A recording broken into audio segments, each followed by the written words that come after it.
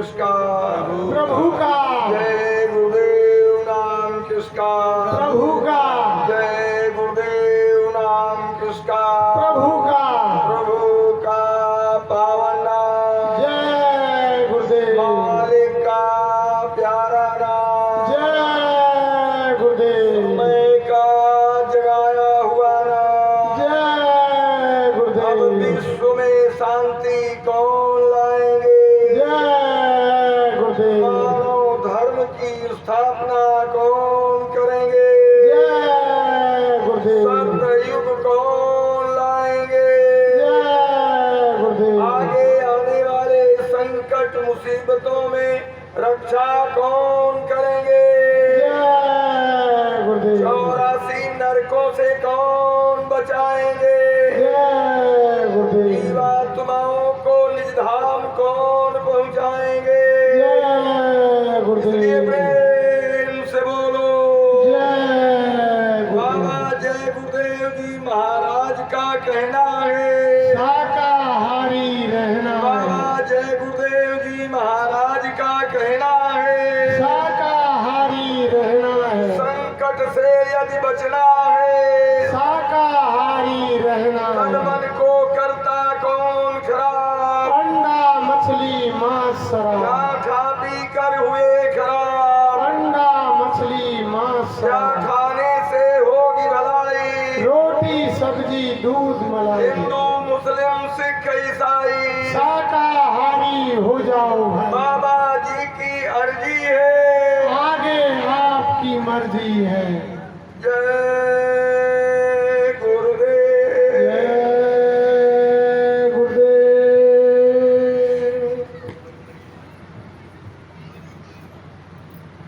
प्रातः स्मरणीय, सायं वंदनीय, सर्वत्र विराजमान अनामी महाप्रभु परम पूज्य स्वामी जी महाराज के चरणों में सतकोट नमन।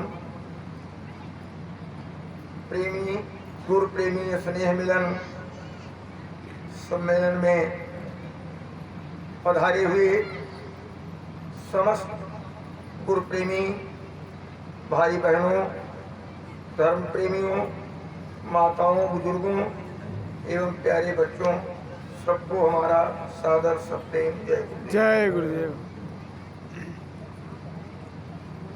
प्रेमियों, गुरु प्रेमियों, सबसे पहले मैं केवल 2 मिनट का ही समय चाहता था, लेकिन भाई साहब का आदेश है कि नए लोग आए हैं तो कुछ आप संदेश गुरु महाराज को सुनाइए। आदेश का पालन करूँगा, जो भी हमसे मालिक की दया से संभव है सुनाऊंगा। लेकिन पहले मैं 2 मिनट समय मैंने मांगा था बीच में अपने गुरु भाई गुरु बहनों के लिए। मैं उस बात को पहले कहना चाहूँगा। वो बात मेरी ये है, मैं ये थोड़ा बहुत जानता हूँ। डॉक्टर यश कुमार जैन रांची वाले, ज़्यादा तो भाई हम बड़े लोगों के संपर्क में नहीं रहे, थोड़ा बहुत जानता हूँ। मुझे ये भी पता चला कि मालिक के अनन्य प्रेमी थे और मालिक के हुक्म पर एक इतने बड़े डॉक्टर, जो लोगों ने हमको बताया कि एशिया महाद्वीप के जाने माने 5 या 7 मस्तिष्क स्पेशलिस्टों में से एक थे डॉक्टर यश कुमार जैन। ऐसा मैंने लोगों के द्वारा सुना। और हम लोग तो एक टाट कीमती वाला पहनते हैं, लेकिन वो साधारण टाट बिल्कुल पल्ली नुमा उसको पहनते थे। इतने बड़े डॉक्टर के कितनी बड़ी उनकी इनकम थी, कितना क्या था, लेकिन मालिक के अन्य प्रेमी थे। लेकिन हम आज हमारे माननीय चौधरी साहब ने जो बात डॉक्टर साहब के बारे में बताया, हमें उसी संबंध में अपने गुरु भाई के गुरु बहनों से 2 बातें कहनी हैं। पहली बात तो ये है कि गुरु महाराज ने कहा है कि दुनिया के सारे एटम बम मेरे ऊपर लगा दिए जाए तो बाबा जी का बाल बांका नहीं कर सकते। ये गुरु महाराज के वचन है, मैं अपनी तरफ से नहीं कहता, गुरु महाराज के वचन है। सारे एटम बम लगाने के बाद मेरा कोई एक बाल भी बांका नहीं कर सकता। महात्मा गांधी चूक गए, मैं चूकने वाला नहीं हूं, उनको आपने गोली मारकर खत्म कर दिया, लेकिन मैं अपना काम करके ही जाऊंगा, उसके पहले जाने वाला नहीं हूं। स्वामी जी महाराज ने ये बात भी कही कि जो लोग 40-40 साल से मेरे आगे पीछे लगे हैं, उनको भी इस बात का पता नहीं है बाबा जी के दफ्तर में क्या है और बाबा जी कब क्या करेंगे। तो डॉक्टर यश कुमार जैन नहीं, अगर विश्व में जितने बाबा जय गुरुदेव जी महाराज के भक्त हैं वो सब कहें कि स्वामी जी का कत्ल कर दिया गया या स्वामी जी का मर्डर कर दिया गया, तो मैं इस बात को मानने को तैयार नहीं हूं। उनको कोई नहीं मार सकता, कोई ताकत नहीं, कोई पावर नहीं। अब ये बात जरूर है कि हमारे गुरु भाइयों ने गुरु महाराज के साथ अपनी तरफ से कुछ करने का कसर शायद न रखा हो, जितना उनका उपाय चला हो मालिक को रास्ते से हटाने के लिए, लेकिन उनको कोई न गोली मार सकता है न उनका कोई मर्डर कर सकता है। अगर ऐसा कर दिया तो गुरु महाराज की सब बात खत्म हो गई, बात खत्म हो गई। गुरु महाराज दूसरे रूप में आएंगे, दूसरे शरीर में आएंगे, मैं नहीं उनको पहचान पाऊंगा। हमको तो जिस रूप में नामदान दिया, दर्शन दिया, सत्संग सुनाया, हम तो उसी रूप को जानते हैं और उसी रूप में मिलेंगे तभी मैं उनको जान पाऊंगा। और मुझे पूरा भरोसा है, पूरा यकीन है कि मालिक उसी रूप में है और उसी रूप में आएंगे और अपना काम करेंगे। मैं ये नहीं जानता हूँ कि गुरु महाराज कहाँ हैं, मैं ये भी नहीं जानता हूँ कि गुरु महाराज कब आएंगे, लेकिन उनकी जो वाणियां हैं वो वचन हैं। अगर वो झूठे हो जाएंगे, अगर वो मिथ्या हो जाएंगे, तो अंड पिंड ब्रह्मांड में किसी के भी वचन सत्य नहीं हो सकते हैं। बोलो जय गुरुदेव, जय गुरुदेव। गुरु प्रेमी भाई बहनों, धर्म प्रेमियों, ये मनुष्य शरीर ये गुरु महाराज का संदेश है, गुरु महाराज का संदेश सुनाने का हुक्म है, तो मैं अपने टूटे फूटे शब्द में सुनाऊंगा। गुरु महाराज ने अपना संदेश देते हुए कहा, ये मानव शरीर एक किराए का मकान है। थोड़े दिनों के लिए उस परम पिता परमात्मा ने हमको आपको एक किराए का मकान देकर इस दुनिया में भेजा है। इसमें गिनती की श्वासों की पूंजी भर दिया है। अधिक से अधिक 96 करोड़ श्वास की पूंजी एक व्यक्ति को मिल सकती है। अब कम, उससे कम जितना जिसको दिया, समय पूरा हो जाएगा। मकान मालिक अपने सिपाहियों को भेजेगा, जिनको जमदूत और फरिश्ते कहते हैं। वो हमारे आपके सामने एक बिला जमानती वारंट यानी हुक्मनामा लेकर आएंगे और कहेंगे, ए इंसान, ए मनुष्य, तुम्हारा समय पूरा हो गया, अब तुम जल्दी से इस मकान को खाली कर दो। गुरु महाराज ने कहा, उनकी शकल सूरत इतनी भयानक होती है कि देखते ही देखते आदमी का यानी होशोहवास गुम हो जाता है। उनकी आवाजें इतनी डरावनी होती हैं कि आदमी की आंखें उलट जाती हैं, चेहरा फट हो जाता है, देखना, सुनना, बोलना सब खत्म हो जाता है।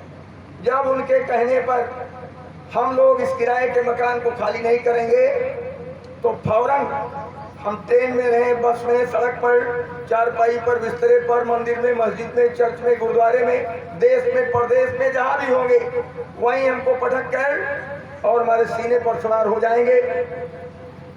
इस मानव शरीर में, इंसानी जामे में, दोनों आंखों के पीछे मध्य भाग में जहाँ माताएं बहनें बिंदी और टिकली लगाती हैं, पंडित जी ऋषि मुनि महात्मा तिलक और चंदन लगाते हैं, इसी जगह गुरु महाराज ने बताया कि जीवात्मा की बैठक है। 1.5 इंच की दूरी पर जीवात्मा पीछे बैठी हुई है। जीवात्मा का प्रकाश शरीर के रोए रोए में फैला हुआ है। जैसे सूरज कहीं निकलता है उसका प्रकाश सारे देश दुनिया में फैल जाता है, ऐसे ही जीवात्मा का प्रकाश फैला हुआ है। जब उनके कहने पर हम इस किराए के मकान को स्वेच्छा खाली नहीं करेंगे तो जीवात्मा के प्रकाश को जमदूत और फरिश्ते हमारे शरीर से पैर के दाहिने अंगूठे से समेटना शुरू करते हैं। और जब प्रकाश समेटा जाता है तो एक एक नसें फटने लगती हैं, हड्डियां चट चट टूटती हैं और लाखों लाख बिच्छुओं के डंक मारने का दर्द शरीर में शुरू हो जाता है। सहजो भाई, आपके शायद राजस्थान में ही महिलाओं में एक संत हुई हैं जिन्होंने अपना अनुभव लिखा है कि सहजो मरने के समय पीड़ा होए बार और बिच्छू 60,000 दिन डंक मारे एक बार। 60,000 बिच्छुओं ने एक बार ही डंक मार दिया। इससे ज्यादा पीड़ा उस समय होती है। और ज्यों-ज्यों प्रकाश समेटता जाता है शरीर का निचला हिस्सा ठंडा होता चला जाता है। जब समेट करके और दोनों आंखों के पीछे लाएंगे जहाँ जीवात्मा की बैठक है तो फिर एक तमाचा इतनी जोरों का लगता है कि लगता है कि दुनिया के सारे पहाड़ हमारे ऊपर गिर गए। और बड़ी निर्दयता और क्रूरता के साथ वो जमदूत हमारी आपकी जीवात्मा रूह को निकाल करके जिस्म से बाहर कर देंगे। हमने आपने अपने जीवन में तमाम काम किए, पढ़ाई लिखाई किया, नौकरी चाकरी की, बिजनेस व्यापार किया, शादी ब्याह किया, बाल बच्चे इकट्ठा किए, जमीन जायदाद इकट्ठा किया, घर मकान बनवाया, गाड़ी घोड़ा लिया, मान सम्मान इकट्ठा किया, पद डिग्री तमाम चीजें प्राप्त की। वो सारा साजो सामान एक तरफ पड़ा रहता है, शरीर अलग पड़ा, जीवात्मा अलग। फौरन वो जमदूत उसको बांधकर मारते पीटते घसीटते यहाँ से 56,000 योजन की दूरी पर ले जाएंगे। 4 कोस का एक योजन होता है। 56,000 योजन की दूरी पर गुरु महाराज ने बताया जहाँ जमलोक है, जहाँ पर धर्मराज का दरबार सदा सर्वदा से लगा हुआ है। जो पापात्माओं के लिए यमराज कहलाते हैं, पुण्यात्माओं के लिए धर्मराज कहलाते हैं, उनकी कचहरी में पेश किया जाएगा। ये शरीर तो यहीं पड़ा रहेगा, लेकिन इसी से मिलता जुलता 17 तत्वों का लिंग शरीर, उसमें जीवात्मा को प्रवेश कराकर और वहाँ पेश किया जाएगा।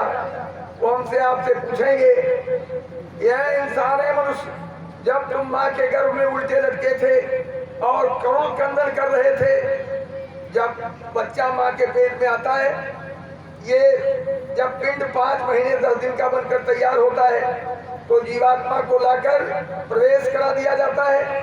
बच्चा माँ के पेट में हरकत करने लगता है। उस समय बड़ी तकलीफ, क्योंकि बच्चे की स्थिति कैसी रहती है, माँ गर्भ उल्टा लटकाना, गादुर पक्षी के समाना, जैसे चमगादड़ सर नीचे पैर ऊपर करके तारों पर पेड़ों पर लटकता रहता है, ऐसे ही हम लोग माँ के पेट में लटके थे। जहाँ टट्टी पेशाब का रास्ता, वहीं पर हमारा आपका आँख कान नाक मुंह, इतनी बदबू इतनी सड़न बर्दाश्त नहीं हो रही थी।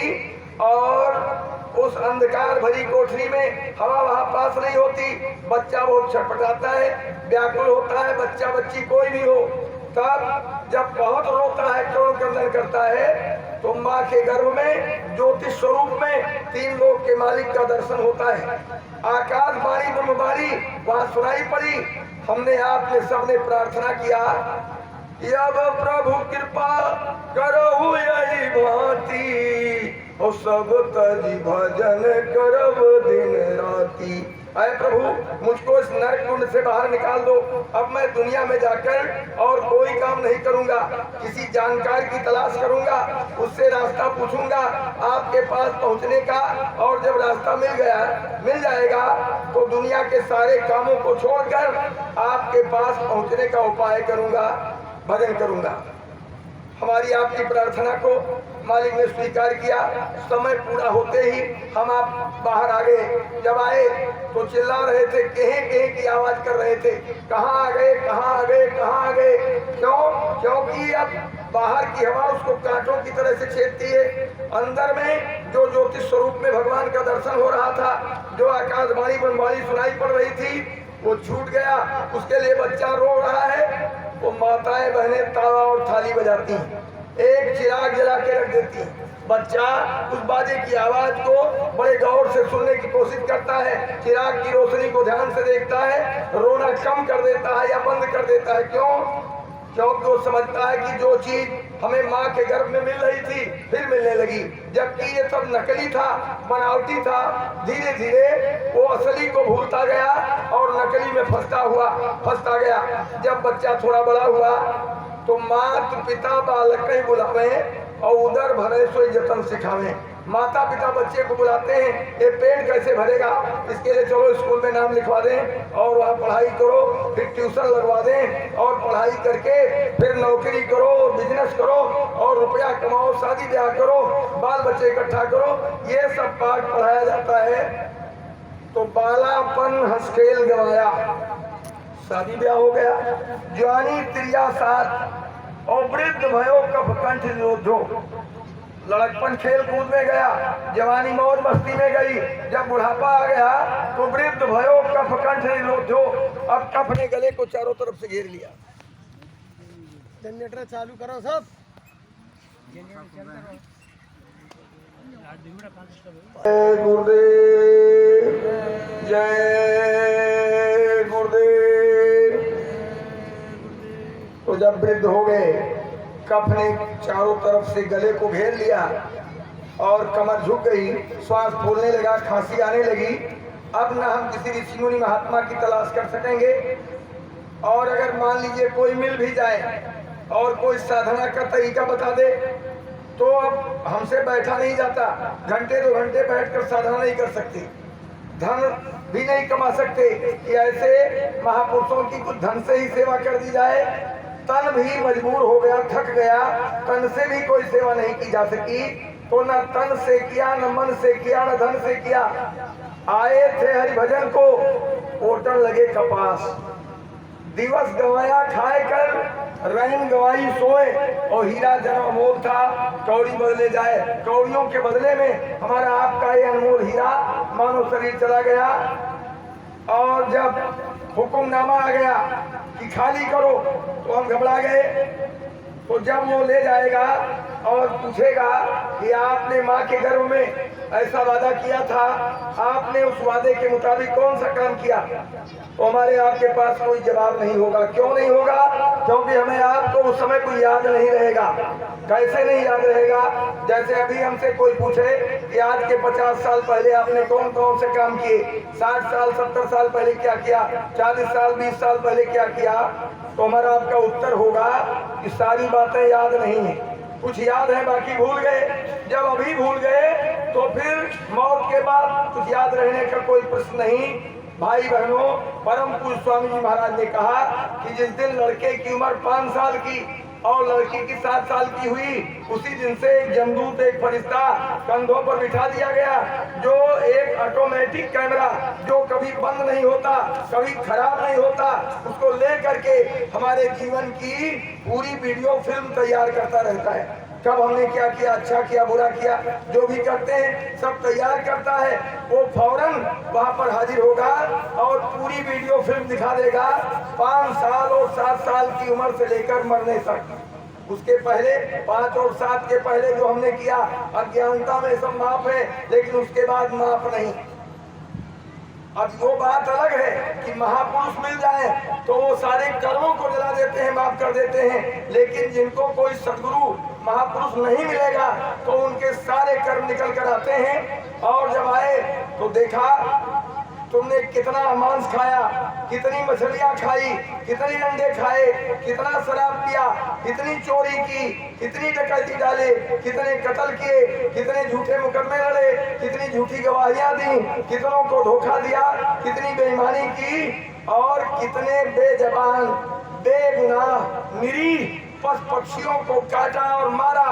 वो बेचारे छटपटाते रहे, चीखते चिल्लाते रहे, अपनी भाषा में रोते रहे, हाथ पैर भटकते रहे, लेकिन हमने अपनी जवानी की अकड़ैंठ में, अपनी बुद्धि, अपने ज्ञान की अकड़ैंठ में उनकी तकलीफों की तरफ कोई तवज्जो नहीं की। इस तरह से जब दृश्य वहां निकलता है, कितनी शराबें पी, कितनी धूर्तबाजी किया, ये सब जब दृश्य निकलता है, परम पूज्य स्वामी जी महाराज ने कहा कि फौरन उनका हुक्मनामा जारी होता है कि इसने माँ के गर्भ में किए गए वादे के मुताबिक कोई काम नहीं किया।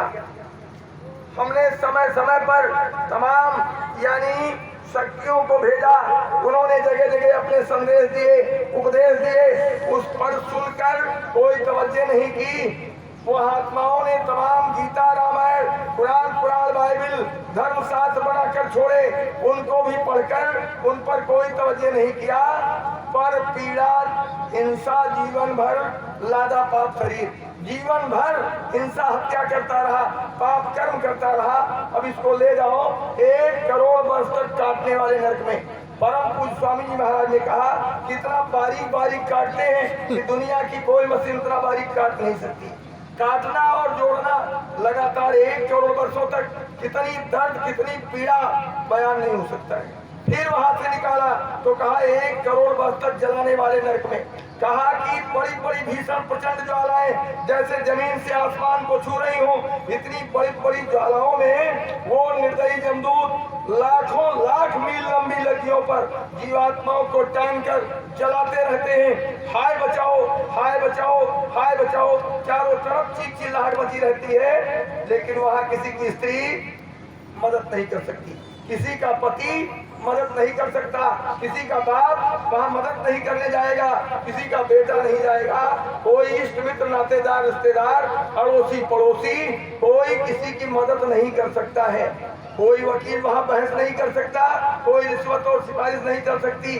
फिर वहां से निकाला तो 1 करोड़ वर्ष तक सलाने वाले नरक में, यानी मलमूत्र, टट्टी, पेशाब और मुर्दा कुंडों में डालकर 1 करोड़ वर्षों तक सजाएं दी जाती हैं। हाहाकार मचा रहता है। गुरु महाराज ने कहा कि 22 नरकों में लगातार सजाएं मिलती हैं, 22 नरकों में। और कहा कि एक एक नरक इतने बड़े हैं कि ये पूरी की पूरी पृथ्वी, पूरा संसार उठाकर डाल दिया जाए एक नरक में तो एक मच्छर की तरह से दिखाई पड़ता है। इतने बड़े बड़े नरक हैं, इतनी भयंकर सजाएं, कितने अरबों खरबों वर्षों तक सजाएं मिलती हैं। निकलना नहीं होता भाई बहनों। और जब कभी वहां से निकलना होता है, जब कभी निकलना होगा, कितने युगांतरों के बाद में, तो उसने 4 खाने बना रखा है, 84 लाख जोनियां बना रखी। खाने कहते हैं अंडज, पिंडज, उकमज और स्थावर। अंडज खान में जितने जीव अंडे से पैदा होते हैं, तमाम तरह के पक्षी हैं, तमाम तरह के कीड़े हैं जो अंडा देते हैं, वो सब अंडज खान में। फिर दूसरा पिंडज, जिनका जिस्म पैदा होता है, शरीर, जैसे तमाम पशु हैं, जानवर हैं, आदमी हैं, ये सब पिंडज खान में है। फिर उकमज, जो बिना माँ बाप के पैदा होते हैं, जाड़े में, गर्मी में, बरसात में, कपड़ों में, बालों में, मिट्टी में, चारपाई में, गंदे स्थानों पर तमाम छोटे छोटे जन्म जीवाणु अनायास पैदा हो जाते हैं, वो सब उकमज खान में है। और अस्थावर, चौथी खान है अस्थावर, जो चलते फिरते नहीं, ताउम्र पूरी जिंदगी एक ही जगह पर खड़े या बैठे रहते हैं। जैसे तमाम तरह के वृक्ष हैं, तमाम तरह की वनस्पतियां हैं, तमाम तरह की झाड़ियां हैं, ये सब अस्थावर खान में है। ये 4 खाने हैं और 84 लाख प्रकार की योनियां हैं। अब इन खानों में जीवात्मा को इसमें से निकाला, उसमें बंद किया, उसमें निकाला, उसमें बंद कर दिया। अरे भाई चींटा बना दिया और कोई मोटरसाइकिल से जा रहा है और फौरन पड़ा, फट से प्राण निकल गए। क्या कर सकते हो? वही जीवात्मा जो हमारे आपके मानव शरीर में है, आज चींटे की योनि में चली गई। उसने पेड़ बना दिया, यानी जंगल में साखू का पेड़ बना दिया तो हजारों वर्ष तक खड़े रहिए, कभी बैठे ही नहीं सकते। उसने गधा बना दिया तो ले गया भट्टे पर और इतने ईंटे लादा कि जब पैर के नीचे का ईंटा फूट गया तब वो समझेगा कि अब इसका बोझा पूरा हुआ। आपके पेट में दर्द है, आपको बुखार है, आपको प्यास लगी है, आपको भूख लगी है, कुछ कह नहीं सकते, इतनी दुर्गति होती है। यानी 84 लाख योनियों में जीवात्मा ऐसे भटकती रहती है, जन्मना मरना, जन्मना मरना, भटकते भटकते भटकते चारों खानों 84 लाख योनियों में भटकने के बाद अंत में गुरु महाराज ने कहा कि इस जीवात्मा को गाय अथवा बैल का शरीर मिलता है। अंत में गाय अथवा बैल की योनि में जीवात्मा आती है। ये 84 की अंतिम योनि है। नर्क भोगने के बाद 84 होगी। और जब गाय बैल की योनि में आए तो गाय जब अपनी मौत से मरती है तो उसे लड़की का जन्म मिलता है, और जब बैल अपनी मौत से मरता है उसे लड़के का जन्म मिलता है। ये महात्माओं का विज्ञान है, इसको कहते हैं स्पिरिचुअल साइंस, पराविद्या, आत्मवाद, अध्यात्मवाद। इसीलिए स्वामी जी ने कहा कि अपने यहाँ ऋषि मुनि महात्माओं ने गौ हत्या करना सबसे बड़ा पाप बताया था। वैसे तो जिस जीव को हम बना नहीं सकते, सबको मारना पाप है, किसी को मारने का हमको हक नहीं है। मारेंगे तो मारे जरूर जाएंगे, बदला देना पड़ेगा, लेकिन गौ हत्या सबसे बड़ा पाप क्यों बताया गया? इसीलिए कि गौ हत्या, गाय या बैल शरीर पाने के बाद जीवात्मा फिर मानव शरीर में आती है, मानव शरीर में फिर आती है। अगर बीच में उसका कत्ल कर दिया गया तो जितनी श्वास की पूंजी बकाया है उतने दिनों के लिए ये जीवात्मा प्रेताजीवन में चली जाती है, प्रेत और चुड़ैल बनकर रहती है। और वहां पर स्वामी जी महाराज ने बताया कि उनका पेट प्रेतों का बहुत बड़ा होता है और मुंह इतना बारीक होता है कि एक बाल के हजारों टुकड़े कर दिए जाएं, उससे बारीक। पेट में भूख लगती है, मुंह के रास्ते कुछ जाता नहीं, तब वो चिड़चिड़े स्वभाव के हो जाते हैं, कभी इनको लग गए कभी उनको लग गए, परेशान करते हैं। तब लोग सोखा ओझा के पास दौड़ते हैं, चक्कर लगाते हैं। अब वहां से जब वो जीवात्मा निकल कर आएगी मानव शरीर में, ऐसे लड़के लड़कियां बड़े चिड़चिड़े स्वभाव के होते हैं, यानी माँ बाप को न मानना, अध्यापक को न मानना, गुरु भगवान देवी देवता किसी को न मानना, लड़के लड़कियां सब, और सब को तबाह कर देते हैं, बात बात में झगड़ा करना। यानी स्वामी जी ने कहा कि प्रेतों और चुड़ैलों जैसा स्वभाव मानव शरीर में आने पर भी उनका बना रहता है। इसलिए महात्माओं ने कहा था कि गाय बैल की खूब सेवा करना, ये जब समय पर इनको चारा पानी देना, और जब वृद्ध होकर अपनी मौत से मरेंगे तो आपके घरों में जो संतानें पैदा होंगी वो बड़े सज्जन, बड़े सुशील, बड़े पुण्यात्मा, बड़े धर्मात्मा, बड़े सदाचारी, बड़े सुविचारी होंगे। माता पिता गुरु भगवान देवी देवताओं को मानने वाले होंगे। ये बात कही गई थी, लेकिन बीच में आपने कत्ल करवा दिया। जिसकी भी अकाल मौत हो जाएगी, गाय बैल ही नहीं, हमारी आपकी किसी की भी जिसकी अकाल मौत हो जाती है, एक मौत होती है, एक अकाल मौत होती है। ट्रेन पलट गई, भूकंप में दब गए, एक्सीडेंट हो गया, गोली किसी ने दाग दिया, बम गिर गया, अकाल मौत जिसकी होती है वो सब आत्माएं प्रेताजीवन में चली जाती हैं, और प्रेताजीवन में बड़ी तकलीफ होती है। तो प्रेमी भाई बहनों, गाय बैल के शरीर के बाद मानव शरीर मिलता है। मानव शरीर क्या चीज है? गोस्वामी जी महाराज ने मानस में लिखा है कि बड़े भाग्य मानुष तन पावा, सुर दुर्लभ सदग्रंथ निगावा। देवी देवता स्वर्ग मंडल में बैठकर 24 घंटे उस परम पिता परमात्मा से प्रार्थना करते हैं कि हे प्रभु, मुझको एक बार मनुष्य शरीर दे दो। जिस मनुष्य शरीर को पाकर हम लोग देवी देवताओं के